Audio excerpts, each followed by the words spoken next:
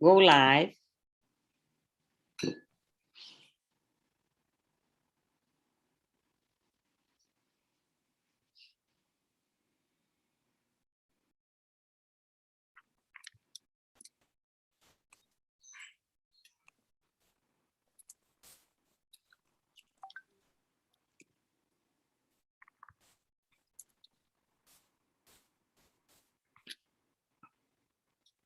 Bom dia, bom dia, bom dia a todas, a todos e a todes. Meu nome é Aline Haas, eu sou professora vinculada ao Departamento de Educação Física, Fisioterapia e Dança da Universidade Federal do Rio Grande do Sul. Bom dia a todas. Desculpa aqui, sorry. Bom, com prazer, nós vamos dar continuidade ao Seminário Internacional Dança, Saúde e Arquivos Digitais, realizando a nossa segunda palestra. Esse seminário trata-se de uma disciplina oferecida em conjunto pelos cursos de pós-graduação em Ciências do Movimento Humano e Artes Cênicas da Universidade Federal do Rio Grande do Sul, organizada por mim, Aline Haas, e as professoras Mônica Dantas e Suzy Weber, do Programa de Pós-Graduação em Artes Cênicas do Instituto de Artes, envolvendo o grupo de pesquisa em Arte, Corpo e Educação e o grupo de pesquisa em Práticas de Formação, Criação e Documentação em Dança e Performance. Suzy e Mônica, que estão aí nos bastidores, né, administrando aí a live, transmitindo, obrigada por essa parceria, fico muito contente de estar aqui com todos, com vocês duas e com todas as pessoas que estão aqui nos assistindo, alunos e demais pesquisadores. A disciplina conta com 6 pesquisadores internacionais do Canadá e Reino Unido, referência no campo de conhecimento da dança, saúde e arquivos digitais. E é realizada, como todas as nossas atividades atualmente dentro da Universidade Federal do Rio Grande do Sul, em modo remoto, utilizando a plataforma Zoom e realizando a transmissão das palestras no YouTube. Semana passada, nós contamos com a presença da professora Sylvie Fortin, né, da Universidade de Quebec, Montreal, e hoje nós vamos, então, contar com a participação da doutora Emma Meehan, que em breve irei fazer a apresentação. Nós decidimos fazer esse seminário com os parcos recursos que tínhamos, que são essas estruturas, né, o nosso próprio Zoom, né, o nosso YouTube, nosso canal de YouTube, que é a forma como a qual a gente tem conseguido disseminar todas as nossas informações e conhecimentos nesse momento. E, diante dessa dificuldade, né, a tradução consecutiva em salas de aula virtual não foi possível, né, por uma questão de recursos para tradução simultânea, mas, de qualquer forma, né, optamos por realizar o seminário, então, na língua inglesa. Pedimos desculpas por essa questão, sabemos o quão excludente e elitista essa atitude pode ser, mas nós não queríamos deixar passar essa possibilidade de expandir nossas redes e de realizar trocas com pessoas tão especiais para nós, né, que nós tivemos a oportunidade de ter contato ou no nosso doutorado ou no nosso pós-doutorado, e que são referências, então, no campo de conhecimento no qual elas vão estar aqui conversando conosco. Para essa nossa segunda palestra, nós vamos, então, apresentar a doutora Emma Meehan. A doutora Emma Meehan é professora assistente no Centro de Pesquisa em Dança, no CEDAR, da Coventry University, no Reino Unido. Ela recebeu a sua graduação e o seu doutorado no Departamento de Drama, do Trinity College, em Dublin, onde ela lecionou em tempo parcial nos programas de mestrado e de graduação. Ela também trabalhou como administradora do Laboratório de Pesquisa em Tecnologia de Artes do Trinity College, apoiando o Programa de Doutorado em Artes Digitais e Humanidades. Sua pesquisa de doutorado se concentrou no trabalho da coreógrafa irlandesa Joan Davis, que combina dança e práticas somáticas na criação de performances interativas de sites específicos. E, atualmente, seus interesses de pesquisa incluem práticas de movimento somático, dança na Irlanda e prática como pesquisa. Bem-vinda, doutora Emma Meehan. Welcome, Emma. A Emma hoje vai falar conosco sobre a questão da prática somática, né, e a dor crônica. Esqueci também de mencionar que ela é editora associada do Journal of Dance and Somatic Practice e foi organizadora de vários eventos, né, de nível internacional. Emma, I'm going to pass to you and welcome, and we are very happy to having you here with us. Thank you very much. Thank you. That's great. Lovely to be invited and be connecting with my Brazilian colleagues again, because I have a special love for Brazil, and I hope I can be back there again soon. So I'm going to share my screen so that I can start this.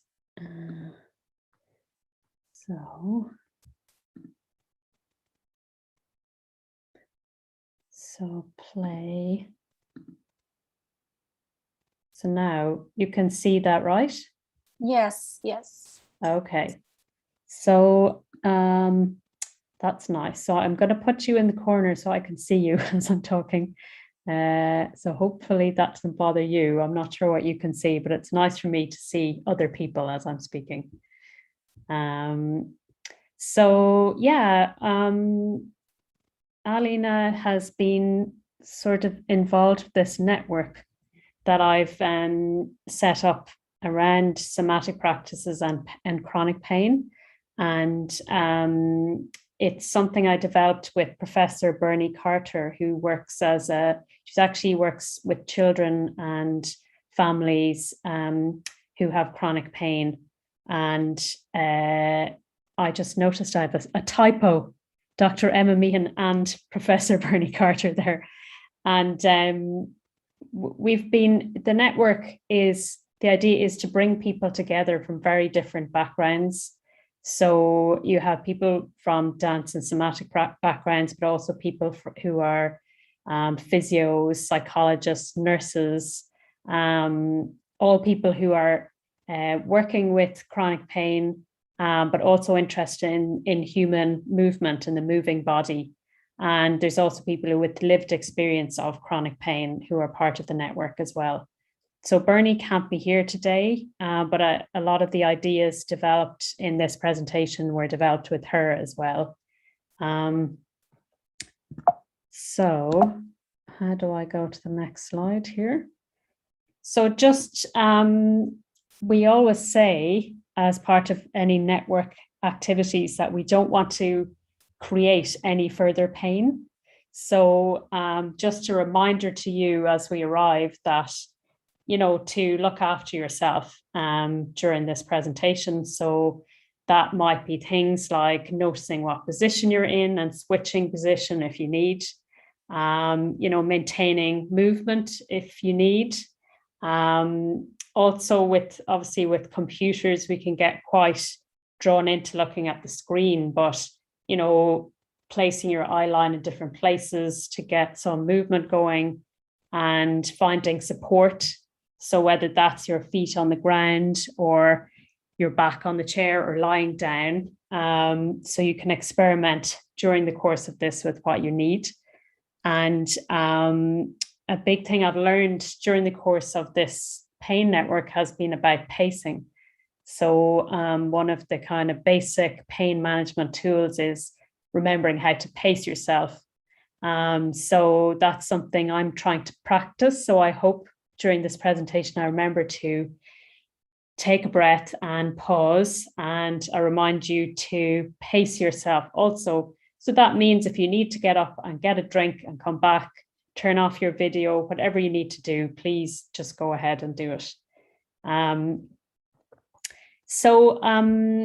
I'll talk a bit more about the network, but just as we're arriving, I thought I'd share a minute from one video that was created as part of the network as a way of arriving. And it's just in a chair or whatever position you're in, using touch with your hands. So I'm going to share that now.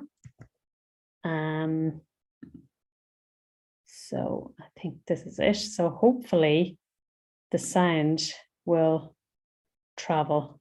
Let's see. Oh. Now, I wonder why the sound is up. No. Maybe you need to stop sharing, Emma. And we're just going to begin placing them on our head. Just very lightly, just feeling the shape of your skull. And then you can bring them in front of your eyes and take a breath here. And slide them down under your chin, taking the weight of the head, and breathe here. And down again, just to the base of the throat. Breathe. And down to the heart.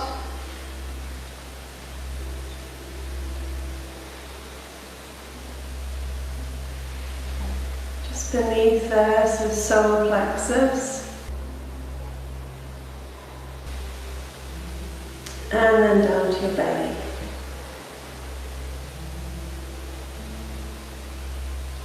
And we're just going to do that once more. So on there. So you can do that at any point you want.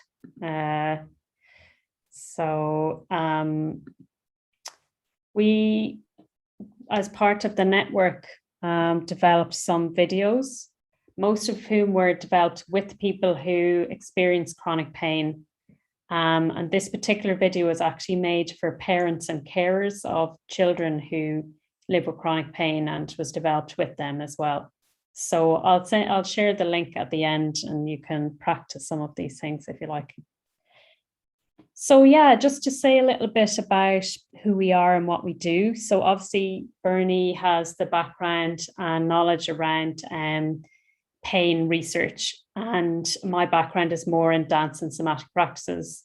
I myself, like as a child, experienced being in hospital and how dissociating that can be. So splitting off from the body, seeing yourself as ill and these kinds of things. And for me personally, working with a somatic approach helped me to re-experience my body as my own and to listen to it for insight. And I had many discussions over the years with people. I have a good friend who's a physiotherapist who works with chronic pain, and we spoke a lot about how we work differently with the body. And the network was just developed out of a series of conversations with different people about how we work with the body. So during the course of the network so far, we have had in-person workshops, webinars, these practices, we have a blog, so all sorts of things that we do. I've put a quote on here. This is written by a dance artist who also lives with long-term pain.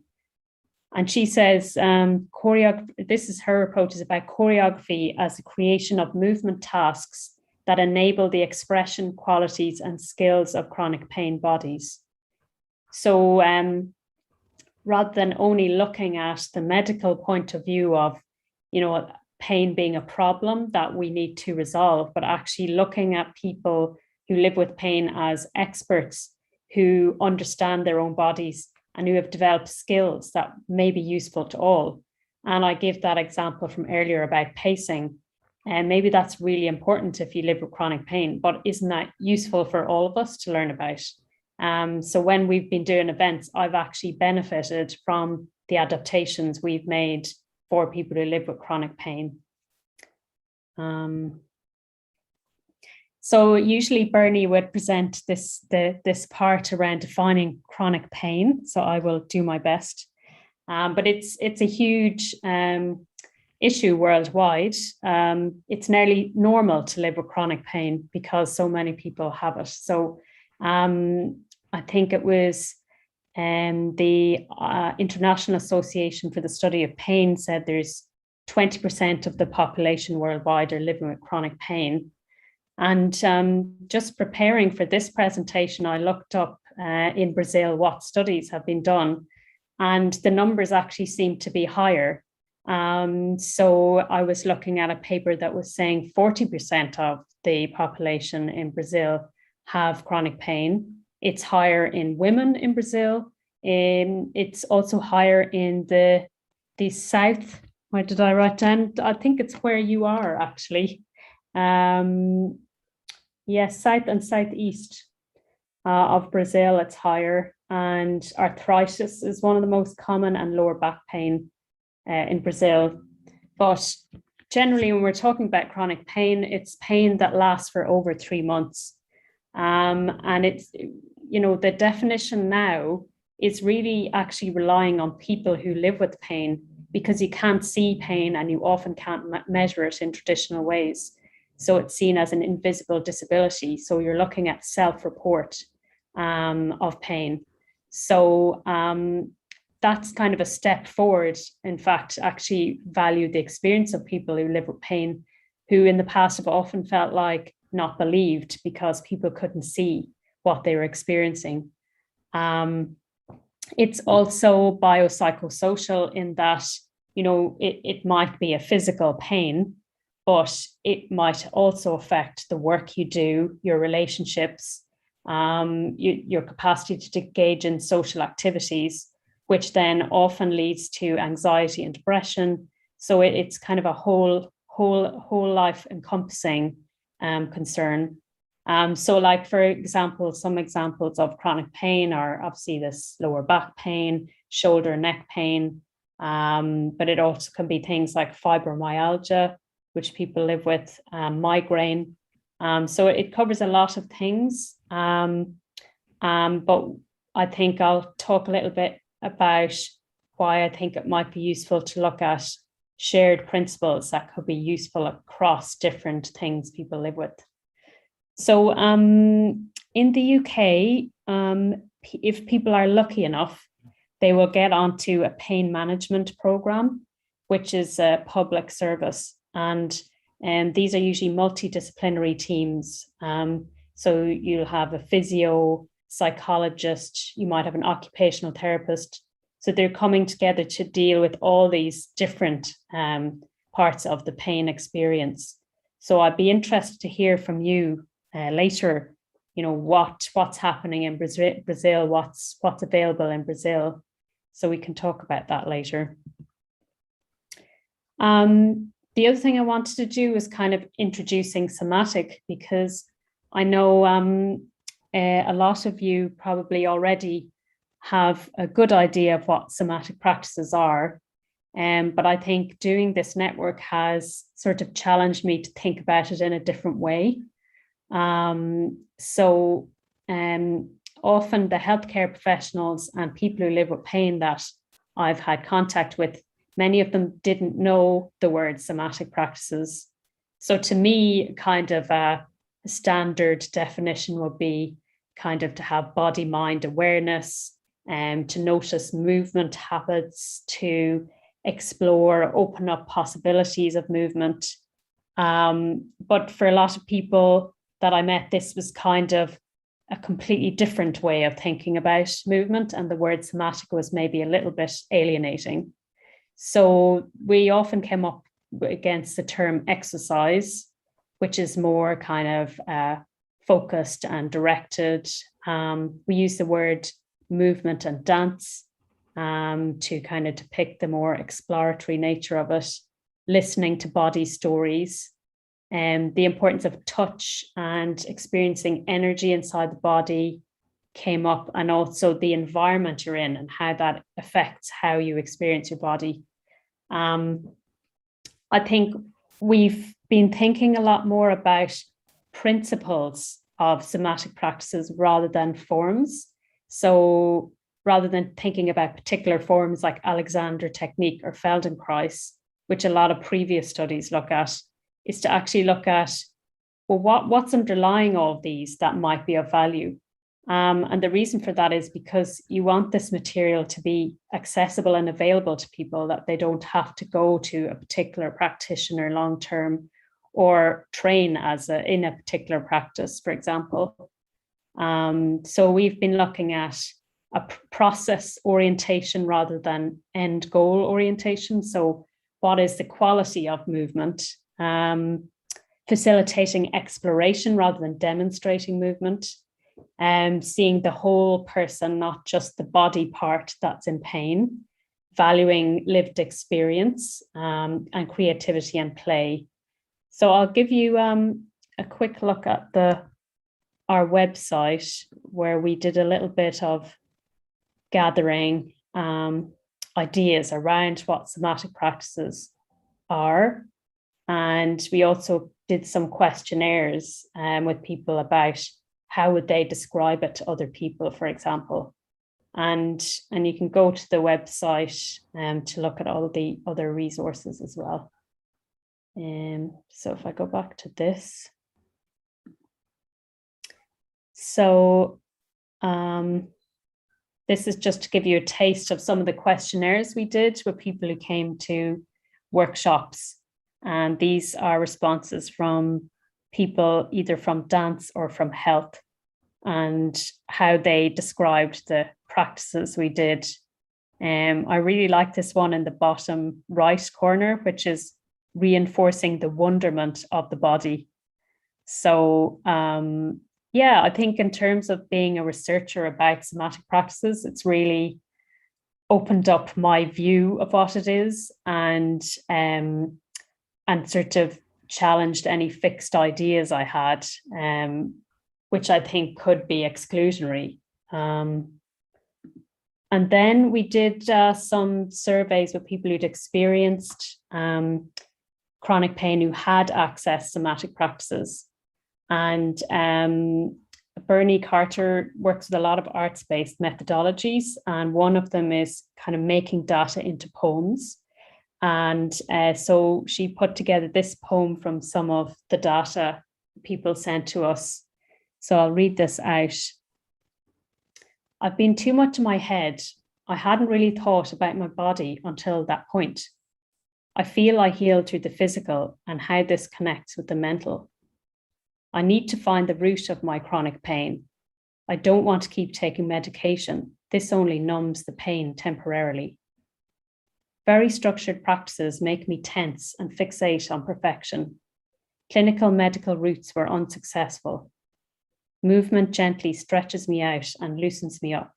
It allows me to meditate. So we were trying to, I suppose, knowing that this seminar is kind of at this between the arts and health. I wanted to share that with you because, you know, we've been trying to navigate these two worlds. So I like that kind of arts-based approach to sharing data. So just to mention briefly what prior research has been done about somatic practices and chronic pain. So a lot of them are quite like health formatted studies, and they'll measure a particular chronic pain like lower back pain and a particular practice, often Alexander technique, and then they'll look at the results. So things are like about improved flexibility and balance and muscle tone, reducing days in pain, increasing mobility, and reducing dependence on pain medication, and the fact that they're safe to use. I think there are some more arts-based studies, and I know you had Sylvie Fortin speaking last week, and she did research around fibromyalgia and kind of mixes, in my view, very well a kind of arts and health perspective. But generally speaking, that's not how most of the current studies are. And so we'd like to really promote a more equal collaboration. So a lot of the studies were designed by healthcare researchers, and then they brought in somatic practitioners to deliver something.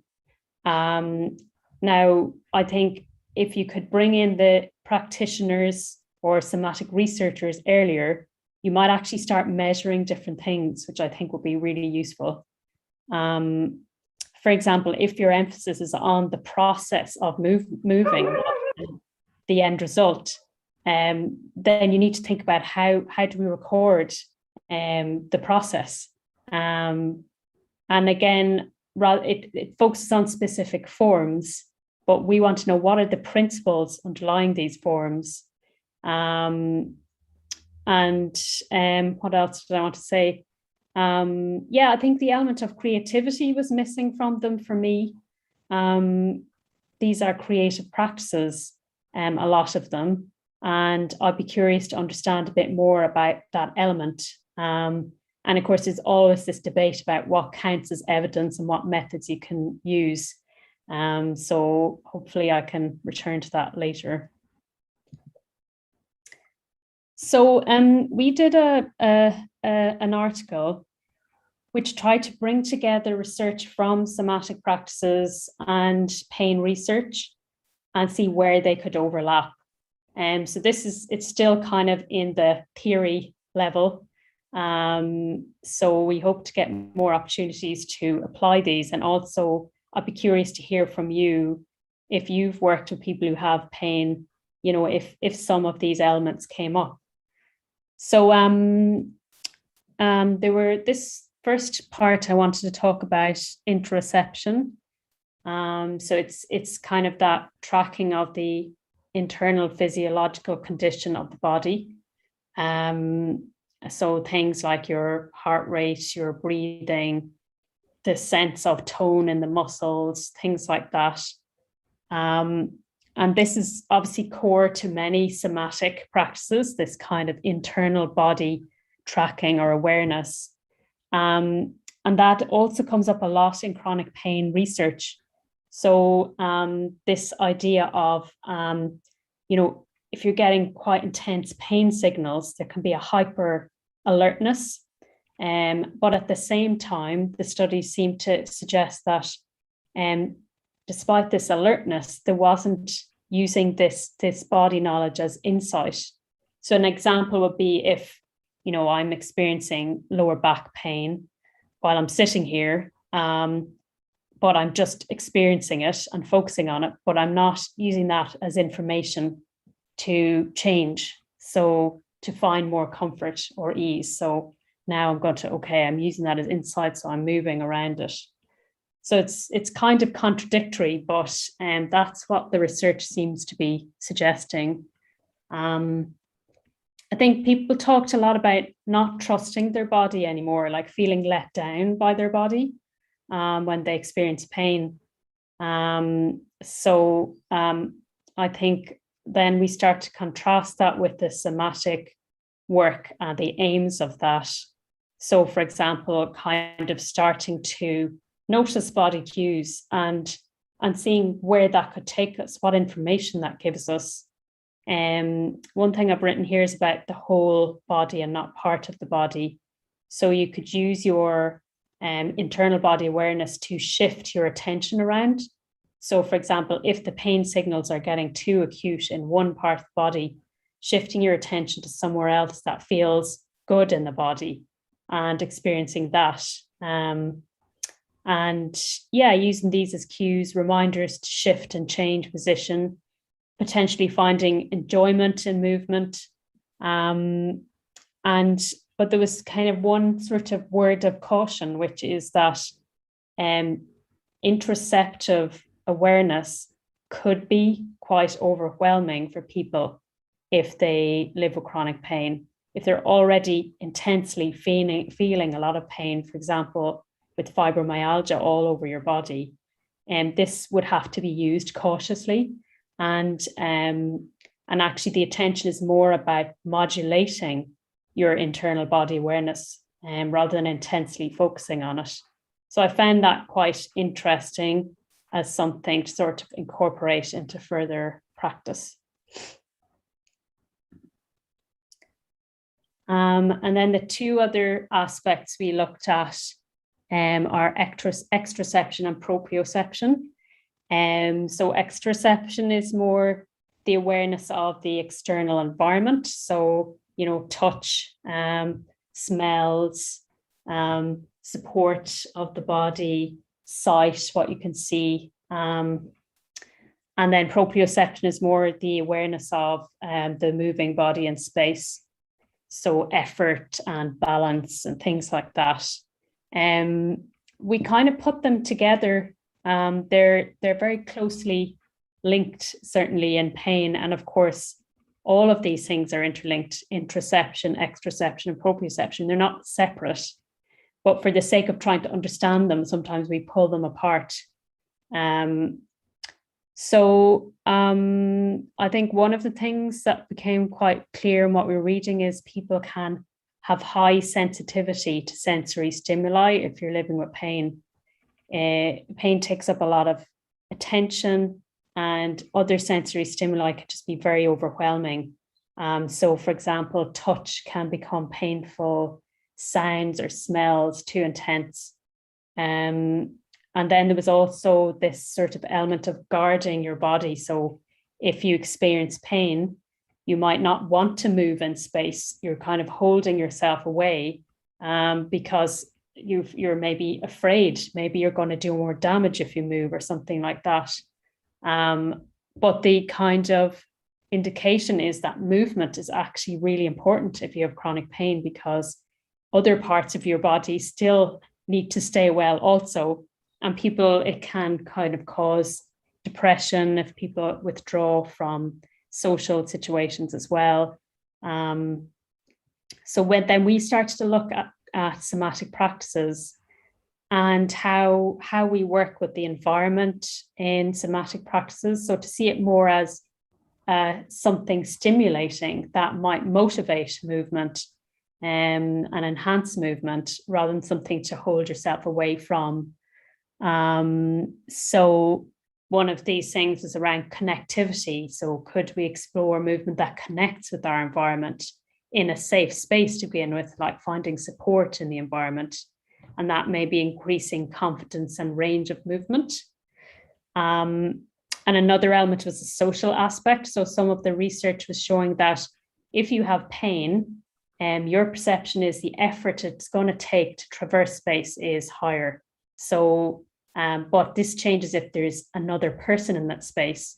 You think there's going to be less effort. So the kind of bringing in the social element of moving together can actually help with the motivation to move. And I suppose that's one way of looking. So it's quite like, and here's a problem and how do we solve it? However, the other element of the kind of pain research that's more from the humanities is looking at how environments shape people who live with pain. So actually the environment is disabling for people who live with pain. So for example, when you go to a restaurant, do the chairs accommodate people who have chronic pain? I know my sister lives with pain and she has to go and check a restaurant in advance to see would she be able to even go there. And there's a really interesting dance artist called Raquel Meseguer, who she has done a lot of work lobbying around creating resting spaces in cities. So saying that cities need to be designed better for people who live with pain. And she has created this thing called the horizontal cinema. So she contacts cinemas and they set up a space where people with chronic pain can be there too. So with different kinds of sitting options and so on. So I think there's a kind of also this element of awareness of the environment is important for us to learn how to change environments for people who live with pain as well. So I just want to briefly share you a little clip. So we had a webinar during the last few months, which was about pain and communication. And one of the projects that was presented, I thought, really highlighted this element of the skills of someone who lives with pain in navigating the environment.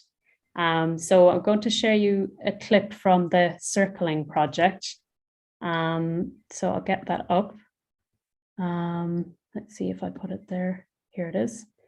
And so the two artists who created this are Kerry Morgan and Anna MacDonald. And they worked with the participant, whose name I have here as well. Her name is Emma Henderson. So I'm going to share you like a minute from that just to show how this person is navigating space creatively. So I'll make that big. And here we go.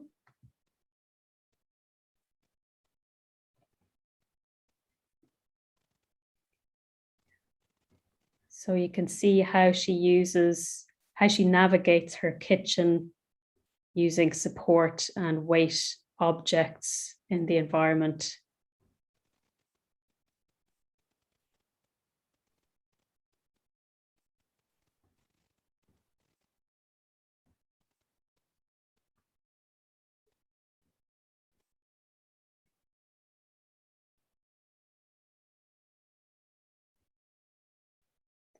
So that's a little clip from that project.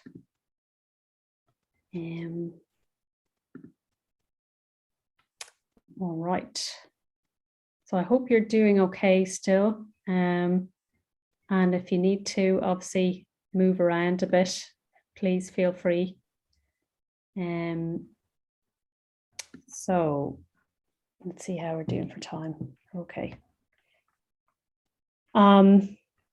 So this is kind of the framework we've developed, and we'll be looking in future projects to kind of apply this more.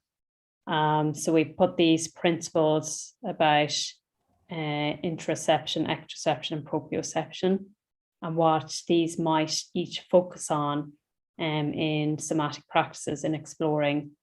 And then there's a section called notice. So what you might notice in a session and what movement you might do. So for example, but also in avoiding narratives of before and after. So that's from the Emma the used to snowboard. I'll close that. Okay. So like if we took the environment one, so you might explore the fear of moving or the guarding of your body and explore motivation to move. So you could say to someone, notice your environment that you're in. Is there touch? And you can do this as you listen, of course. Oh, I hope that's not my sound, is it? So touch your environment you're in. Can you sense the texture? Noticing the light and the color sounds around you. Are there any smells or tastes? And just noticing all of that. Where in this room would you like to be? So it might be exactly where you are, or there may be somewhere else in the room that's inviting. So I guess it's all about kind of supporting people to become experts in their own bodies and build that confidence in them as their own body experts as well. So I wanted to say something because this is the theme of the webinar about arts health dialogues. I think I've learned about challenging my preconceptions. I think as a dance and somatic researcher, I felt very protective of my research field, and I had to become more open to the work of healthcare researchers and how they do things, so that we could work together. But also I became really aware that they're dealing with the same challenges that I am. So they're just wanting to generate knowledge, and some of the structures put around health research, they find restrictive too, like the randomized controlled trials being held up in a hierarchy of evidence as the top. And they challenge those things too. So that sense of openness felt really important, and how we kind of find places to meet and be willing to share where we're different. And I think these three kind of areas came up. One was more a solution-focused approach. So this is the problem, the chronic pain, and this particular aspect of it, and how we're going to solve it. And then the more kind of exploratory alternative, which was about exploring movement, understanding experiences. And then the last bit was about activism. So it was more like not seeing pain or people with pain as having a problem, but actually being people with knowledge, and that we need to change the world around us to attend to that. So that's the idea of valuing skills and capacities. Another thing we learned about was working with people with lived experience of pain. What I found fascinating during this process was, you know, how many people I didn't know they lived with pain, but they do on a daily basis. And I think because people have had experiences of not being believed, people don't always want to talk about it. And in particular, dance artists and researchers that I knew that lived with chronic pain all the time. So we kind of came up with a few pointers. So one is lived experiences expertise. So it's equal knowledge, that we keep it confidential unless someone wants to actually, this is important to them to say, it's public that I live with chronic pain. To make it accessible. So always thinking about how could this be accessible to people who live with pain, and we're all equal. So for example, if we're having presentations and a researcher gets paid, then someone who lives with pain also needs to be paid.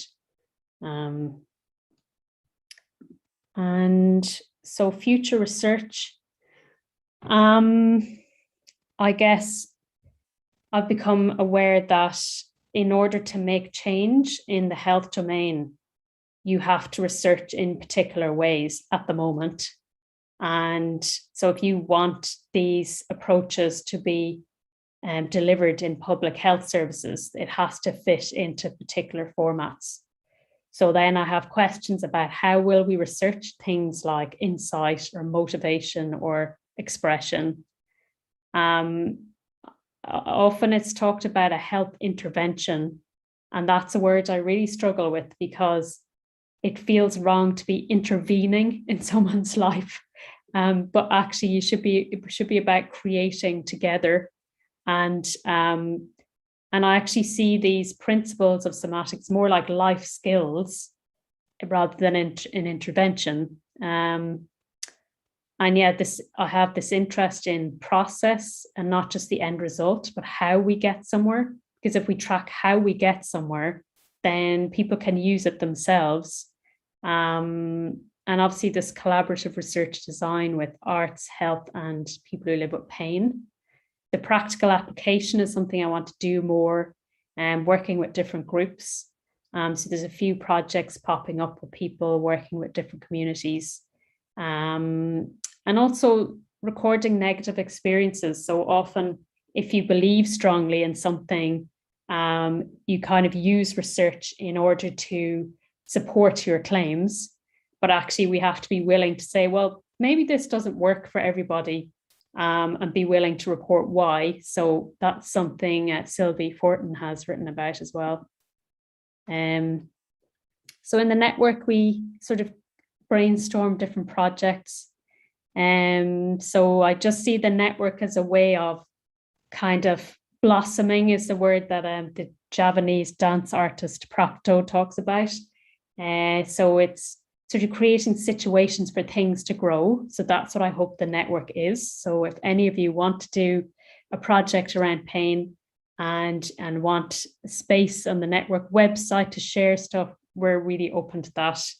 And yeah, we want to continue cross-cultural dialogue about these topics as well. So what's happening in Brazil, what's happening in Hong Kong. So people coming in from different places to tell us about their research. And so I wanted to close with a video that was created. So this was developed by someone who lives with pain and a somatic practitioner in Hong Kong who've been quite involved in the network.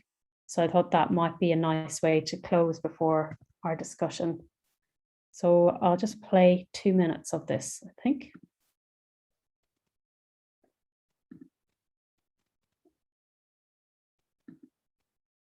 So just to say, this one is actually done on a chair, and he begins moving the feet forward and back. So hopefully the sound will eventually work.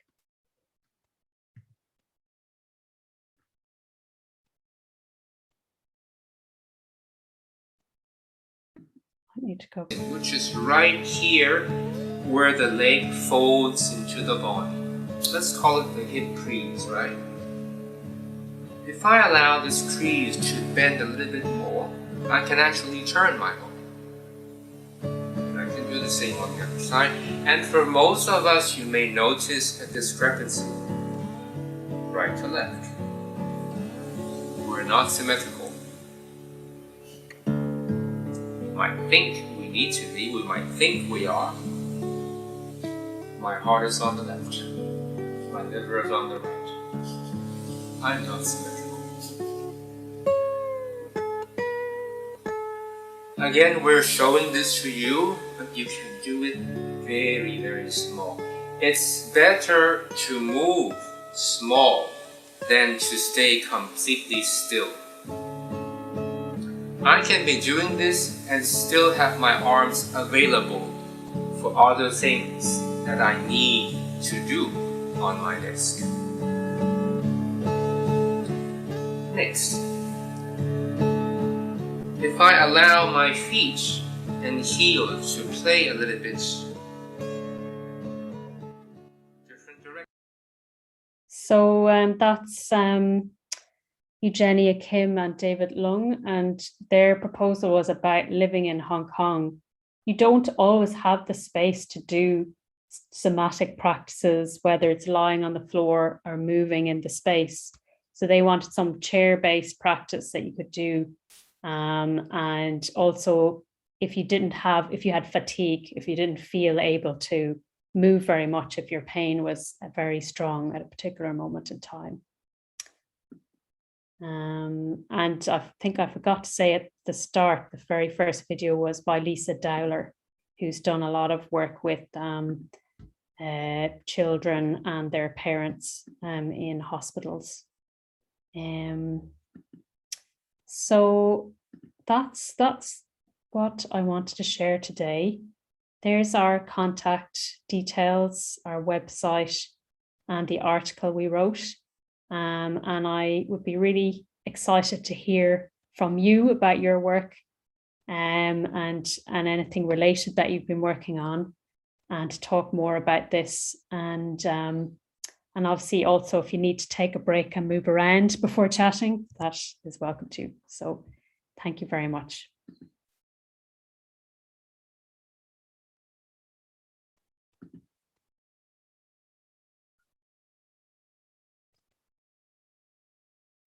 Thank you, Emma. Thank you very much. Obrigada, gente, para todo mundo que nos assistiu, né? Agradecemos muito a Emma. E vamos encerrar a transmissão desse nosso evento de hoje aqui no YouTube. A Emma fica disponível, né, para que vocês possam entrar em contato nesses links aí que ela deixou. É muito fácil de encontrar ela, então, através de e-mail, né, no site, no CIDR. E semana que vem nós vamos ter uma interrupção, não vamos ter transmissão, mas dentro de 2 semanas, no dia 23, né, agora de setembro, vamos ter, então, uma transmissão com mais uma convidada vindo do Reino Unido, Fumini Adewole, e ela vai conversar um pouquinho conosco sobre as interfaces, né, das danças africanas e o trabalho de pesquisa que ela faz. Aguardamos todos vocês e desejamos um bom dia a todos. Obrigada.